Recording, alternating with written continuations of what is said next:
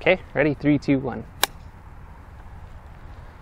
Hey everyone, Dreckie here, and this is the Firefly 8S versus the Firefly 7S.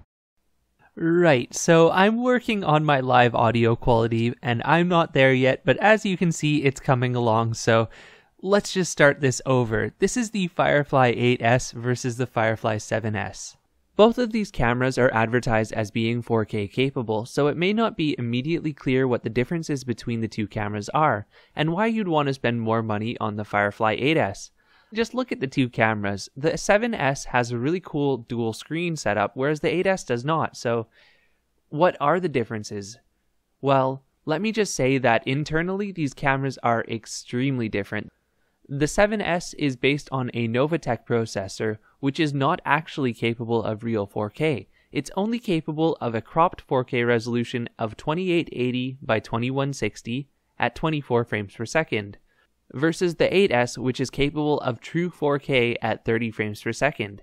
That is the biggest immediate difference. But not only is the 8S capable of true 4K, it also has better color rendition, better audio, and better stabilization at 1080p than the 7S does.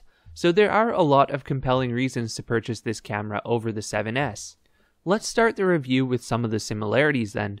The bodies of these cameras are the same size, and they both use the same waterproof case. Both cameras come with a host of accessories, although what's included differs per package. Both cameras have a bright and vibrant screen on the back, and they both have menu settings that are organized into two separate menus, one for camera settings and one for video or photo quality settings depending on the mode. Mode switching is a little bit different between the two cameras, and my preference goes towards the way the 8S switches modes, although with the 7S it's easier to access settings when the camera is in the waterproof case. And now for the most important part, video quality. With the two cameras side by side, it becomes immediately clear why the 7S is cheaper. The 7S, being based on the Novatech platform, tends to have a blue color balance in almost all situations. Because the video looks so blue, warm days end up looking cold, and cold days look colder. The camera also seems to be a lower saturation, which isn't a huge issue except when you bump up the saturation in post, it also increases the blues, making it look even more cold in color. This color issue is fairly common among Novatech cameras and even applies to other well-reviewed cameras such as the KitUp Kit 2 Pro. I'm not saying that the video is unusable, because in terms of frame rate and detail in the video, it's actually pretty good. It's just that something is always a little bit off with the color, especially when you look at it compared to the 8S. In contrast, the 8S often has more vivid color and warmer tones. The biggest issue, though, that I have with the 7S's color balance is in bright blue skies. For some reason, and again I want to emphasize this is a very common thing among other Novatech cameras, the blue in the sky is not a smooth gradient. When it goes from bright to dark, there's always this little strange area that ends up a little bit brighter and a different saturation than the rest of the sky. Some cameras, such as the Suku C30, attempt to correct this by adding a pinkish tone, but that doesn't really work so well because the sky should be blue, not pink, because it's not the apocalypse yet, right? To me, this is just the mark of a cheaper camera. Since the Firefly 8S is based on the Sony IMX117 and Ambarella processor, that means it is capable of real 4K, along with a number of other useful image formats. The 7S is only capable of 1440p at 30 frames per second, whereas the 8S is capable of 1440p at 60 frames per second. It's also, as I stated earlier, capable of real 4K, whereas the 7S's 4K is not very good in comparison, especially when you look up close. The 7S does have one resolution benefit, and that's when it comes to gyro stabilization. Both of these cameras offer gyro stabilization, although on the 8S it is limited to 1080p 30 and 1080p 60, whereas on the 7S you can also do gyro stabilization in 2K 30 and 4K 24 modes. It seems like this would be one area where the 7S has an advantage over the 8S, and really it would be if the stabilization were as good as the 8S. The stabilization on the 7S is not as effective at correcting up and down wobble.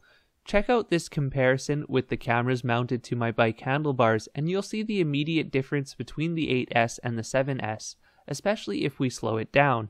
Another area where the 8S beats the 7S is in audio quality. Now, to be clear, both cameras inside of the waterproof case do not pick up much external audio.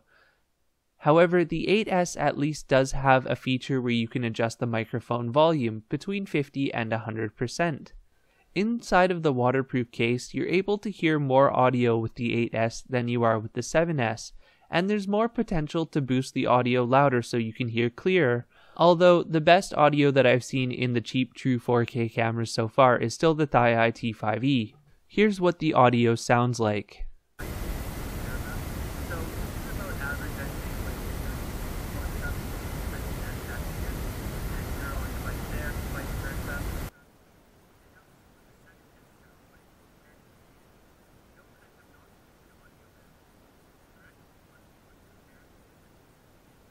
Now, this is what the Firefly 8S sounds like with it outside of the waterproof case at about a 5-foot distance. So if your friend is talking to the camera or you're talking to the camera, you have it set up on your bike like I do right now. Finally, this is what the Firefly 7S sounds like. Same conditions, it's on the bike right beside the Firefly 8S. So there's no reason why they should be any different except for a difference in microphone quality. So Low light recording had some surprising results because I didn't expect the Firefly 7S to be brighter and hold its frame rate better than the Firefly 8S. Now, I just want to say that the 8S has a really nice mode called Auto Low Light, which when this is disabled, it prevents the camera from dropping below 30 or 60 frames per second respectively, meaning that your video will be darker, but it won't be as blurry. This, to me, is an excellent trade-off, because often when the camera drops below 30 or 60 frames per second, the gyro stabilization goes all wonky and there's all sorts of problems that make the video just look bad.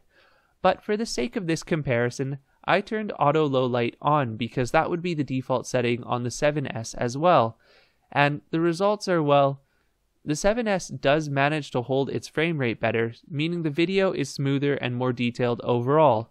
It's a little bit noisier though, and there's less color in it. It's almost as if the 7S goes into sort of a black and white type mode, like an infrared night camera. The difference might not be so visible when we're looking at the underside of this bridge here, but I'm going to take you inside my house now, and you can see the difference in color between the two cameras. Yes, my wall is supposed to be green.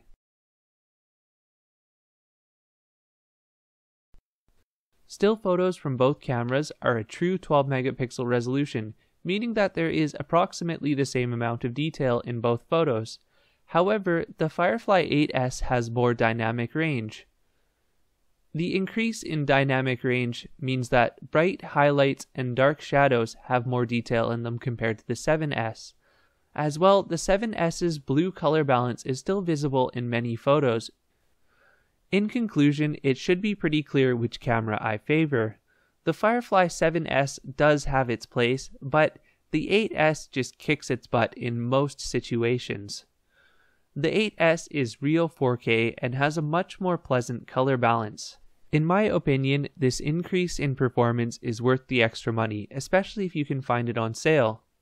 I guess my next comparison will have to be between the Firefly 8S and the Thai T5e, since those two are so close it's going to be quite a tough one.